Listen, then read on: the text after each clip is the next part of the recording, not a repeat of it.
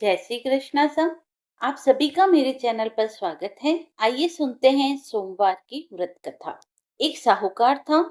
उसके पास धन की कोई कमी नहीं थी। साहूकार के पास सभी सुख और ऐश्वर्य के साधन थे, किंतु उसको एक ही दुख था कि उसकी कोई संतान नहीं थी। दिन रात वह इसी चिंता में लगा रहता और वह पुत्र पाने के लिए हर सोमवार को भगवान चंद्रदेव और शिव जी की पूजा करता। वह व्रत रखता था। साहूकार की भोलेनाथ के प्रति ऐसी भक्ति देखकर एक बार माता पार्वती ने शिव जी से कहा, हे नाथ, ये साहूकार आपका अनन्य भक्त है और सदैव ही आपका व्रत और पूजा भक्ति भाव से किया करता है। आप कृपा करके इसकी मनोकामना को पूर्ण कीजिए। पार्वती जी के ऐसे वचन सुन भोलेनाथ बोले, हे पार्वती, यह संसार एक कर्म क्षेत्र है। यहाँ जो भी जैसा कार्य करता है उसे वैसा ही फल मिलता है। अर्थात जैसा कार्य मनुष्य करता है वैसा ही परिणाम वह भोगता है। किंतु माता पार्वती आग्रह पूर्वक बोली, हे भोलेनाथ, यह आपका अनन्य भक्त है। यदि इसको कोई भी दुख है तो आपको उसे अवश्य ही दूर करना चाहिए। यदि आप अपने भक्तों की मनोकामना पूरी नहीं करेंगे तो कोई मनुष्य आपकी भक्ति सेवा व पूजा क्यों करेंगे। पार्वती जी के इस आग्रह को सुनकर शिव जी ने कहा, हे शिवे, इस साहूकार के कोई पुत्र नहीं है। इसी कारण यह दिन रात चिंतित व दुखी रहता है। इसके भाग्य में संतान न होने के कारण मैं इसे पुत्र का वरदान नहीं दे सकता, परंतु तुम्हारे कहने से मैं इसे पुत्र प्राप्ति के लिए वरदान देता हूँ। किंतु इसका पुत्र केवल 12 वर्ष तक ही जीवित रह सकता है। इसके बाद वह मर जाएगा। इससे अधिक मैं इस साहूकार के लिए कुछ नहीं कर सकता। यह सब बातें साहूकार भी सुन रहा था। उसे यह सारी बातें सुनकर न कोई खुशी हुई न ही कोई दुख। वह पहले की तरह ही शिव जी की पूजा व व्रत करता रहा। कुछ समय पश्चात साहूकार की पत्नी गर्भवती हो गई और 10वें महीने में उसके गर्भ से एक बहुत ही सुंदर पुत्र हुआ। साहूकार के घर में बहुत खुशियां मनाई गई, किंतु साहूकार ने अपने पुत्र की 12 वर्ष ही आयु जान कोई खुशी प्रकट नहीं की और इस संबंध में किसी को कोई भेद नहीं बतलाया। वह बालक धीरे धीरे बड़ा होने लगा। जब वह बालक 11 वर्ष का हो गया तो बालक की माता ने साहूकार से उसके विवाह के लिए कहा। तो साहूकार ने कहा कि मैं इसे काशी जी पढ़ने भेजूंगा। साहूकार ने अपने साले को बुलवा कर कहा कि तुम इस बालक को काशी पढ़ने के लिए ले जाओ और इसे विधिवत शिक्षा ग्रहण करवाओ। साहूकार ने उसको बहुत सा धन देकर कहा कि रास्ते में जहाँ कहीं भी ठहरो वहाँ यज्ञ और ब्राह्मणों को भोजन कराते जाना। इस प्रकार वह दोनों मामा भांजे रास्ते में यज्ञ करते, दान देते और ब्राह्मणों को भोजन कराते जा रहे थे। रास्ते में एक शहर पड़ा। उस शहर के राजा की कन्या का विवाह था।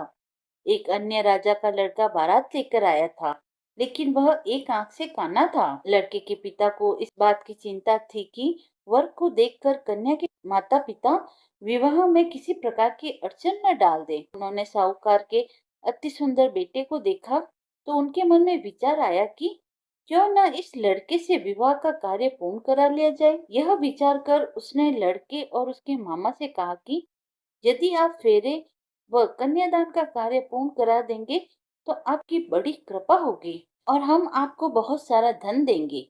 साहूकार के लड़के और मामा ने इस बात को स्वीकार कर लिया।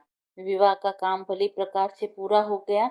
जब वह लड़का जाने लगा तो उसने चुपके से राजकुमारी की चुनरी पर लिख दिया कि तेरा विवाह मेरे साथ हुआ है, लेकिन जिसके साथ तुझे भेजेंगे वह एक आंख से काना है। मैं काशी जी जा रहा हूँ। राजकुमारी ने जब इस प्रकार लिखा पाया तो उसने कान्हे राजकुमार के साथ जाने से इनकार कर दिया और कहा कि यह मेरा पति नहीं है। मेरा विवाह जिसके साथ हुआ है वह काशी जी गया है। राजकुमारी के पिता ने यह सब सुना तो उसने अपनी कन्या को विदा करने से इनकार कर दिया। बारात वापस चली गई। उधर साहूकार का लड़का और उसका मामा काशी जी पहुंचे, जहां लड़के ने पढ़ना शुरू किया और अपना अतिरिक्त समय मामा भांजे यज्ञ दान आदि में व्यतीत करने लगे। इस प्रकार कई महीने बीत गए। जब लड़का 12 वर्ष का हुआ, लड़के के मामा ने यज्ञ का आयोजन कर रखा था।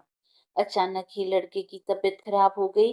लड़के से मामा ने कहा कि अंदर जाकर सो जाओ। लड़का अंदर जाकर सो गया।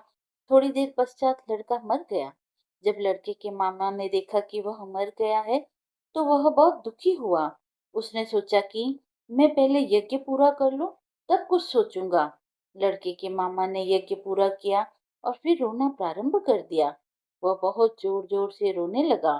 संयोगवश शिव जी व पार्वती उधर से जा रहे थे।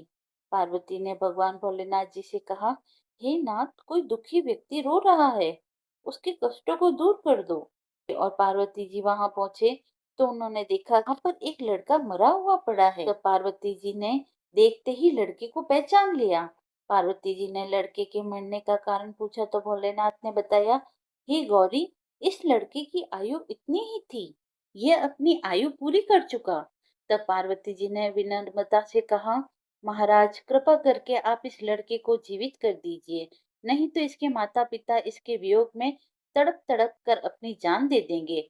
माता पार्वती की बात सुनकर शिव जी ने लड़के को पुनः जीवित कर दिया। शिव जी की कृपा से लड़का जीवित हो गया। शिव शंकर व पार्वती जी शिव धाम को चले गए। शिक्षा पूरी होने पर लड़का और उसका मामा पहले की तरह यज्ञ करते, ब्राह्मणों को भोजन तथा दक्षिणा देते हुए अपने घर की ओर चल दिए। रास्ते में दोनों उसी शहर में आए जहाँ पर उस लड़की की शादी हुई थी। वहां पहुंचकर दोनों ने यज्ञ करना शुरू कर दिया। जब वे दोनों यज्ञ कर रहे थे तो उस लड़के के ससुर यानी वहां के राजा ने, जो उधर से घोड़े पर बैठकर अपने सेवकों के साथ जा रहा था, उसने लड़के को पहचान लिया। राजा ने महल में ले जाकर दोनों की खूब सेवा की। कुछ समय राजा के महल में रहने के बाद लड़के ने राजा से जाने के लिए आज्ञा मांगी। राजा ने अपनी लड़की को लड़के के साथ विदा किया और साथ ही बहुत सा धन व दास दासियां भी भेजी। जब वे अपने शहर में आए तो लड़के के मामा ने कहा, पहले मैं तुम्हारे माता पिता को तुम्हारे आने की खबर सुना आता हूँ, तब तक तुम पत्नी सहित यहाँ आराम करो। ऐसा कहकर लड़के का मामा साहूकार को अपने पुत्र के आने की खबर देने के लिए चला गया। घर आकर उसने देखा कि उसके बहन और बहनोई छत पर बैठे हैं और उन्होंने यह प्रण कर रखा है कि यदि उनका बेटा जीवित लौट आया तो वह छत से नीचे उतर आएंगे, नहीं तो छत से कूदकर अपने प्राण त्याग देंगे। लड़के के मामा ने जब यह समाचार उन्हें सुनाया कि उनका लड़का जीवित लौट आया है तो उन्हें विश्वास नहीं हुआ। तब लड़के के मामा ने शपथ खाकर कहा कि आपका पुत्र अपनी स्त्री और बहुत से धन और दास दासियों सहित घर आया है। तब साहूकार और उसकी पत्नी छत से नीचे उतर आए और प्रसन्नता के साथ अपने बेटे और बहू का स्वागत किया। सभी प्रसन्नता के साथ रहने लगे। इस प्रकार भक्ति भाव से जो भी प्राणी सोमवार के व्रत का पालन करता है तथा प्रेम पूर्वक इस कथा को सुनता या पढ़ता है तो उसके सभी कष्ट दूर होते हैं, सारी मनोकामनाएं पूर्ण होती है और इस लोक में सभी सुख सुविधाओं को भोग कर अंत में उसे शिवलोक की प्राप्ति होती है। कथा समाप्त हुई। यदि आपको कथा पसंद आई हो तो आप मेरे चैनल को लाइक शेयर एंड सब्सक्राइब करें। धन्यवाद।